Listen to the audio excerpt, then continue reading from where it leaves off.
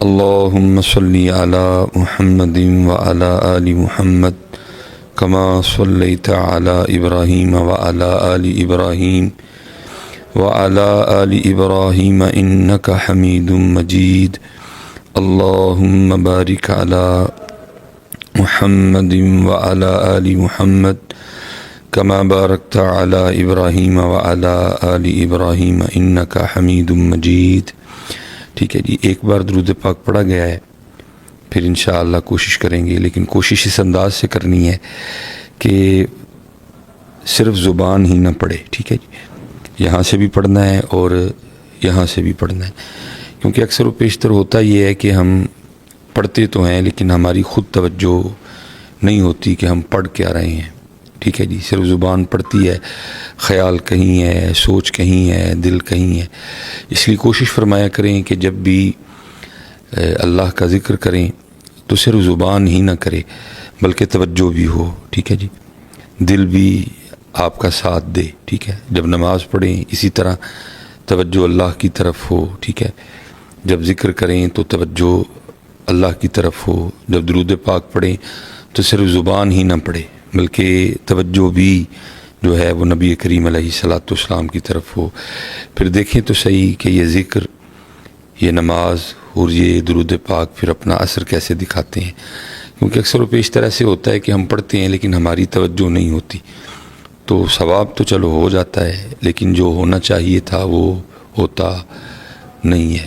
کیونکہ اول حمد ثنا الہی جو مالک ہر ہردا، اس دا نام پکارن والا کسے میدان نہ ہردا. یہ کیسے ہو سکتا ہے کوئی بندہ اللہ کا ذکر کرے اور پھر اس کو مدد نہ آئے، کوئی بندہ اللہ کا ذکر کرے اور اس کو سکون نہ ملے، کوئی بندہ نبی پاک علیہ الصلاۃ والسلام کا ذکر مبارک کرے اور اس کے سینے میں ٹھنڈک نہ اترے. ٹھیک ہے، دیکھیں نہ لکھنے والے تو یہاں تک لکھ گئے کہ میٹھا میٹھا ہے میرے محمد کا نام، ان پہ لاکھوں کروڑوں درود و سلام. آج ہم پڑھتے تو ہیں لیکن ہم اس میٹھے سے محروم ہیں، اور اس کی ایک وجہ کیا ہے کہ صرف یہاں سے پڑھتے ہیں. اس لیے کوشش فرمایا کریں جب پڑھیں تو مکمل ہو کے پڑھیں. اور اس کا طریقہ یہ ہے کہ جب محفل ذکر میں آئیں، جب نماز پڑھنے کے لیے مسجد میں آئیں تو پہلا کام یہ کیا کریں کہ سوچوں والا بٹن بند کر دیا کریں، کیونکہ ہم آ تو جاتے ہیں لیکن ہم نے سوچوں والا بٹن نہیں بند کیا ہوتا. اس لیے ہم تو مسجد میں ہوتے ہیں لیکن ہم مسجد میں نہیں ہوتے. ہم تو ذکر کی محفل میں بیٹھے ہوتے ہیں لیکن ہم ذکر کی محفل میں نہیں ہوتے. اس لیے پھر ہوتا کیا ہے، خالی آئے خالی چلے گئے. باقی میرا دل تو اس بات کو ماننے کو تیار نہیں ہے کہ کوئی بندہ اللہ کے گھر آئے اور وہ واپس خالی چلا جائے، کوئی بندہ اللہ اور اللہ کے رسول کے ذکر کی محفل میں آئے اور وہ خالی چلا جائے. لیکن ہوتا کیا ہے کہ ہم صرف یہاں سے آتے ہیں، نہ یہاں سے آتے ہیں اور نہ یہاں سے آتے ہیں. اس لیے کوشش فرمایا کریں کہ جب مسجد میں آئیں تو باہر سے کنیکشن کاٹ دیا کریں، کوشش کریں کہ اس کنیکشن کو اللہ سے جوڑیں. ٹھیک ہے جی، جب نبی کریم علیہ السلام کا ذکر کرنے لگیں تو کوشش فرمایا کریں کہ باہر سے کنیکشن کاٹ دیا کریں، توجہ بھی جو ہے وہ نبی کریم علیہ السلام کی پاک جناب کی طرف ہو. اور پھر دیکھیں حضرت پھر ہوتا کیا ہے، کیونکہ مسجد وہ جگہ ہے کہ این درگاہ ماں درگاہ نومیدی نیست، یہاں آنے والا کبھی کوئی خالی نہیں گیا ہے. لیکن شرط یہ ہے کہ کوئی آئے تو صحیح نا. ٹھیک ہے، اب دیکھیں نا،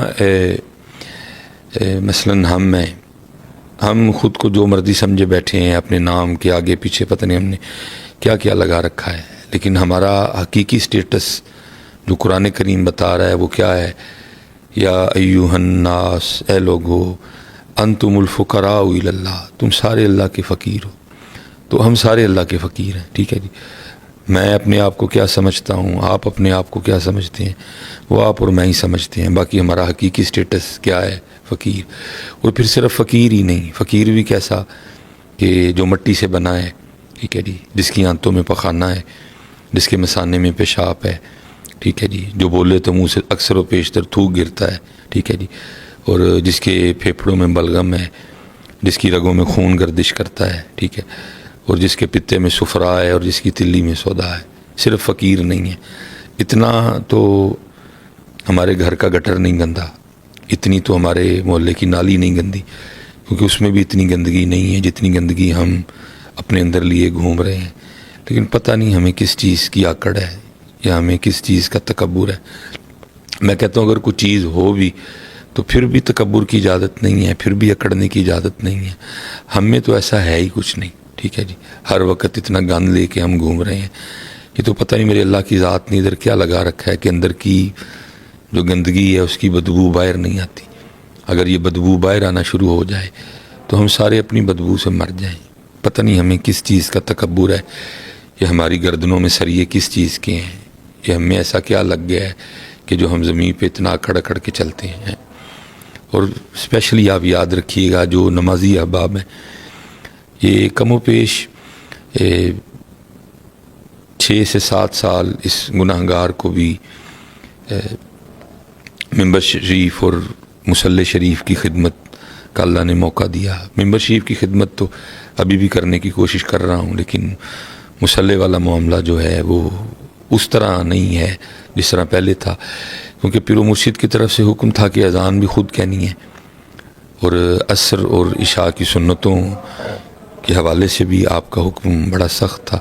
تو کیونکہ اذان بھی خود کہی ہوتی تھی، اذان دینے کے بعد پھر میں نے وہ سنتیں جو ہے وہ شروع کرنی، اور ظاہر ہے کافی دیر پہلے میں نے فارغ ہو جانا اور پھر میں مصلی پہ بیٹھ جایا کرتا تھا، اور پھر میں نے نمازیوں کا مسجد میں آنا دیکھ کے حیران ہونا کہ یہ جو چال چل کے ہم مسجد میں آ رہے ہیں، وہ اللہ کے بندو یہ چال تو باہر روڈ پہ بھی چلنے کی اجازت نہیں ہے۔ یہ اوپر والا بٹن کھلا ہے، ٹھیک ہے جی، وہ سینہ چوڑا ہے، کندھے چوڑے ہیں۔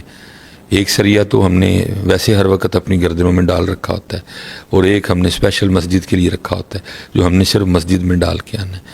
وہ بندے اللہ کے تو فقیر ہے، تو فقیر بن کے آ، تو فقیر ہے، تو فقیر بن کے آ۔ یہ تو کیا بن کے آ رہا ہے اللہ کے بندے، اور یہ تو کس کو دکھا رہا ہے؟ یہ کوٹ، یہ کپڑے، یہ دکھا کے ہم لوگوں کو متاثر کر سکتے ہیں، یہ اوپر والا بٹن کھول کے اور یہ سینہ چوڑا کر کے ہم یہ لوگوں کو کچھ دکھا سکتے ہیں۔ اللہ کو کیا دکھانا چاہتے ہیں ہم حضرت؟ ادھر تو ایسی چال نہیں ہے، ادھر تو ایسا رنگ نہیں ہے، جو تو ہے وہی بن کے آ، گردن جھکا کے آ، سینہ نیچے کر کے آ، کندھے نیچے کر کے آ، یہ بٹن نیچے کر کے آ تو صحیح کبھی اس انداز سے، اور پھر دیکھ تیرا اللہ تجھے کیا کیا عطا فرماتا ہے۔ کیونکہ این درگاہ ماں درگاہ نومیدی نیست، اتھو آ کے کدی کوئی خالی نہیں گیا ہے۔ ہم خالی ہیں تو ہماری اپنی خطا ہے، ہماری اپنی کوتاہیاں ہیں، ہمارا اپنا تکبر ہے جس کی وجہ سے ہم خالی جاتے ہیں۔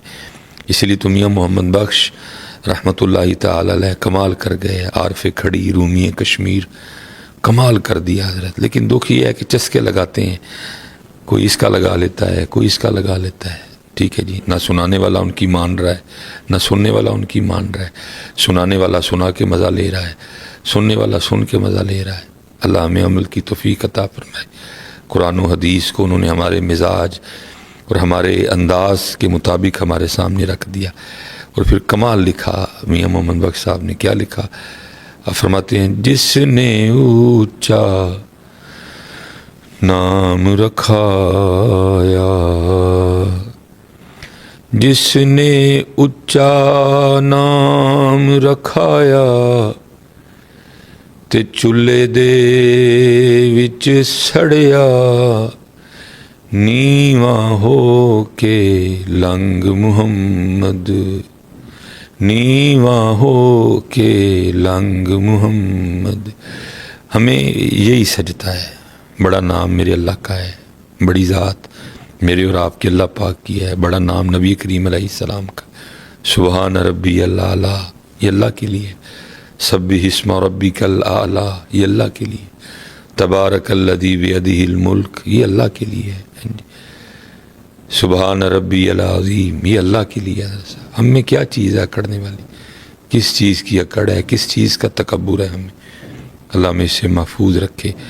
تو اس کی اجازت تو باہر نہیں ہے، اور ہم یہ سارا کچھ لے کے مسجد میں آ جاتے ہیں۔ اس لیے نیواں نیواں نیواں نیواں سیکھو آداب مسجد میں آنے کے۔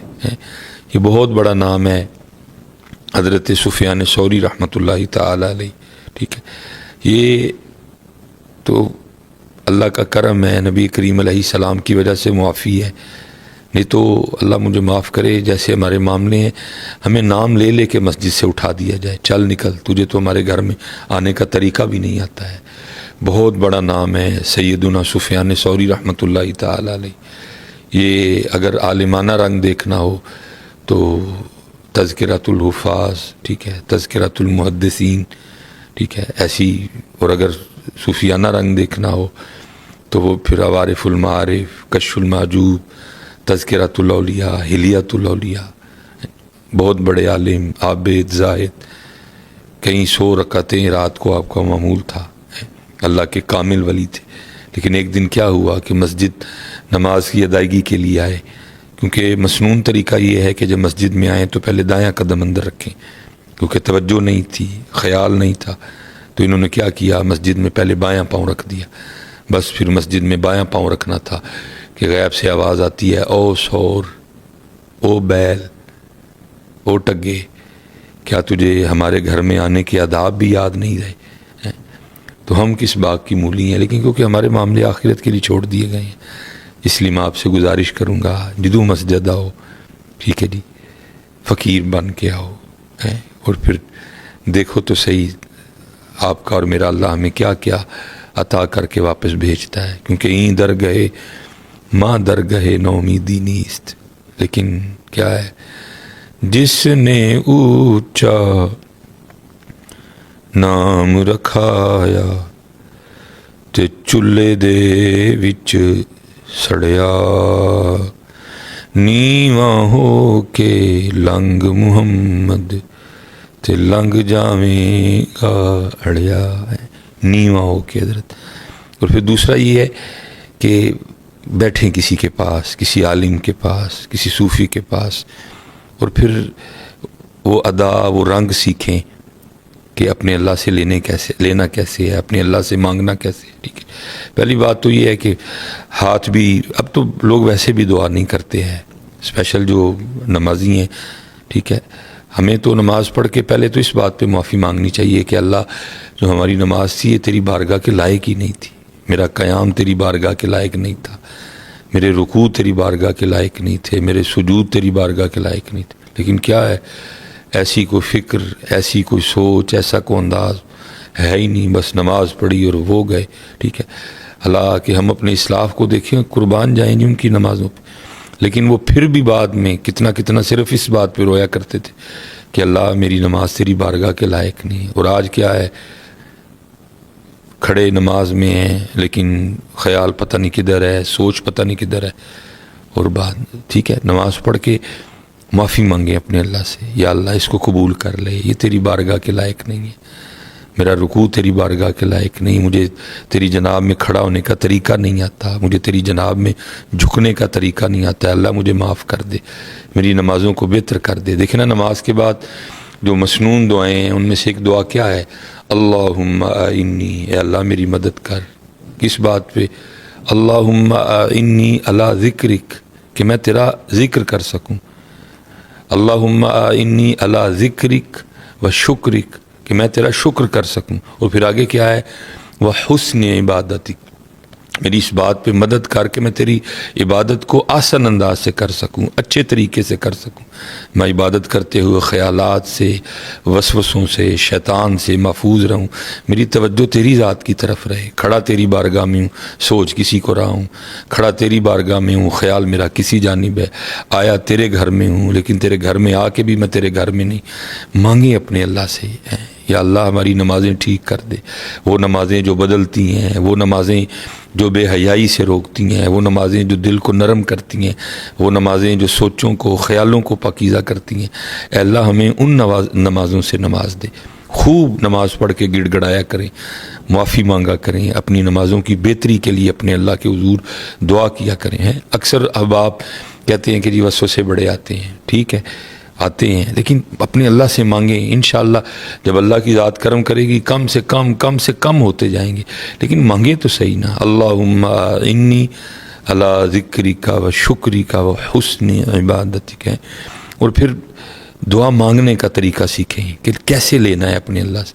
اور بات پھر وہی ہے کہ ملنا فقیر بن کے ہی ہے، جیسا آپ کا اور میرا انداز فقیرانہ ہوگا، جیسی عاجزی ہوگی، جھک کے لف کے رو کے مانگیں گے، پھر دیکھیں میرا اللہ کیسے نوازتا ہے۔ یہ حضرت جنید بغدادی رحمۃ اللہ تعالی علیہ کے لیے لکھا ہے۔ آپ فرماتے ہیں کہ بغداد شریف میں نا ایک قتل ہو گیا اور شک کی بنا پہ 20 بندے گرفتار ہوئے۔ اب وہ بندہ جس نے قاتل کو قتل کر کے بھاگتے ہوئے دیکھا، ٹھیک ہے، تو کیونکہ آج ہم میں کئی فرق ہیں، ٹھیک ہے، کوئی سر سے ننگا ہے، کسی نے ٹوپی اوڑھ رکھی ہے، پھر ٹوپیوں کے ڈیزائن علیحدہ علیحدہ ہیں، کسی نے سر پہ امامہ باندھا ہے تو اماموں کے ڈیزائن علیحدہ علیحدہ ہیں، کپڑے علیحدہ ہیں، باندھنے کا سٹائل علیحدہ ہے، کپڑوں کے رنگ میں کتنا فرق ہے، ٹھیک ہے، پھر آگے داڑھی شریف ہے، اس میں بہت زیادہ فرق ہے۔ تو اس دور میں 3 4 5 رنگ تھے، امامہ سارے باندھتے تھے، داڑھی شریف سارے رکھتے تھے، تو اس لیے سارے ایک سے نظر آتے تھے۔ تو وہ جس نے دیکھا نا، جب پولیس والے اس کو لے کے نکلے تو اس کو جو اسی جیسا نظر آیا، اس نے کہا یہ بھی ویسے لگتا ہے، یہ بھی ویسے لگتا ہے، یہ بھی ویسے لگتا ہے۔ تو لکھا ہے کہ 20 بندے گرفتار ہوئے، ٹھیک ہے۔ تو 19 کا تعلق بغداد شریف سے تھا اور ایک تھا جس کا تعلق بغداد سے نہیں تھا، بلکہ اس وقت وہ بغداد میں مسافر تھا، وہ بغداد کے بازار سے گزر رہا تھا، منزل اس کی کوئی اور تھی۔ تو اس نے کہا یہ بھی ویسے لگتا ہے، تو اس کو بھی پکڑ لیا گیا۔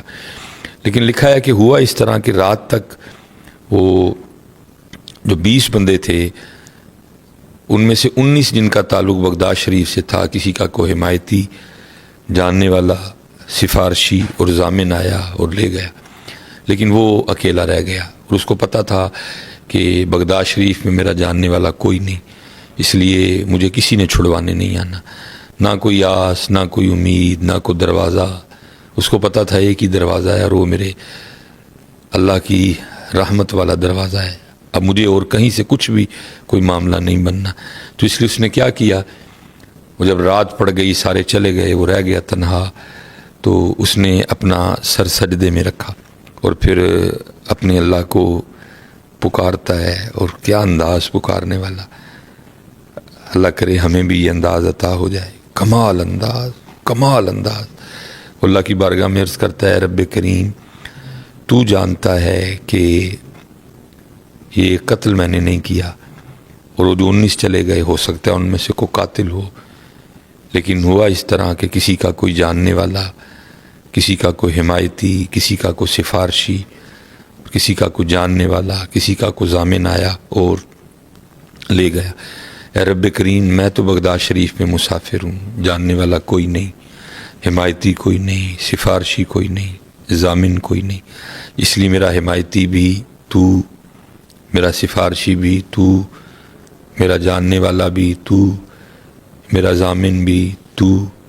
بار بار روتا جائے اور اپنے اللہ کو پکارتا جائے۔ سچ بتائیے گا، کیا کبھی ہم نے اس انداز سے اپنے اللہ کو پکارا؟ کیا کبھی اس انداز سے ہم نے اپنے اللہ کو اپنا دکھ سنایا؟ کیا اس انداز سے ہم نے اپنے اللہ کو اپنا دکھڑا سنایا؟ نہیں۔ پہلی بات تو مانگتے کوئی نہیں، اور اگر مانگی بھی تو بس عارضی سی، اور دل میں کئی خیال، اگر اللہ نے نہ دیا تو یہ کر لیں گے، وہ کر لیں گے، ایسے کر لیں گے، ویسے کر لیں گے، نہیں، وہ رو رہا ہے۔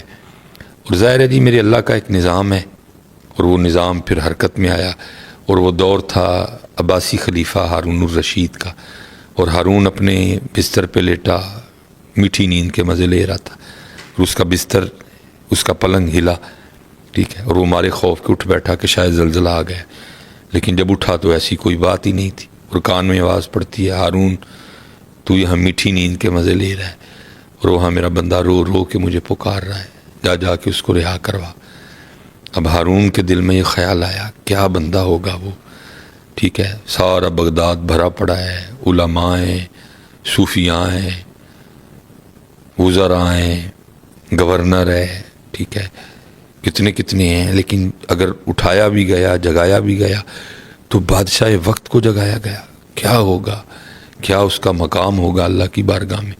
اس لیے ہارون نے نہ سر پہ کچھ پہنا اور نہ کچھ پاؤں میں پہنا، اور اسی طرح بھاگا قید خانے کی طرف، جا کے دروازہ کھٹکھٹایا، قید خانہ کھلوایا، اور ایک ایک قید خانہ، ایک ایک کمرہ اس نے دیکھا، لیکن کوئی ایسا بندہ نہیں اس کو نظر آیا جو وضع قطع میں اللہ کا ولی نظر آئے یا اس پہ اللہ کی دوستی کے آثار نمایاں ہوں، جس کو دیکھے وہ چہرے سے ہی عجیب و غریب نظر آئے۔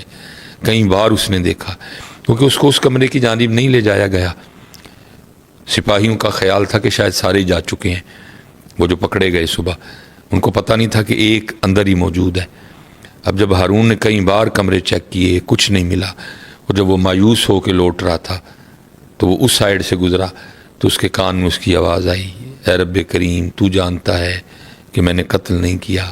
وہ جو 19 چلے گئے، ہو سکتا ہے ان میں سے کوئی قاتل ہو، لیکن کسی کا حمایتی، سفارشی، جاننے والا ضامن آ گیا اور ان کو لے گیا۔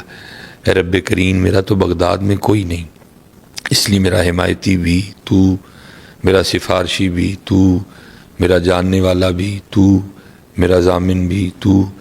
ہارون سمجھ گیا کہ اس کی وجہ سے مجھے اٹھا کے بھیجا گیا ہے۔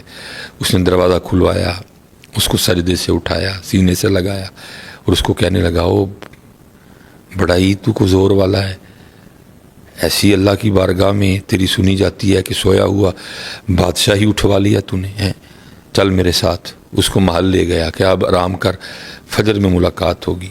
جب فجر بھی اس نے پڑھی، ہارون نے بھی پڑھی، فجر کے بعد اس نے اپنے وزیر کو بلایا اور بلا کے کہا، جاؤ اس کو نہلاؤ، اس کو غسل کرواؤ، خوبصورت کپڑے پہناؤ اور میرے دربار میں لے کے آؤ، اور ساتھ ایک بندہ جا کے بغداد میں اعلان کروا دے کہ آؤ آؤ، آ کر اس بندے کو اپنی آنکھوں سے دیکھو جس کی ضمانت خود اللہ نے دی ہے۔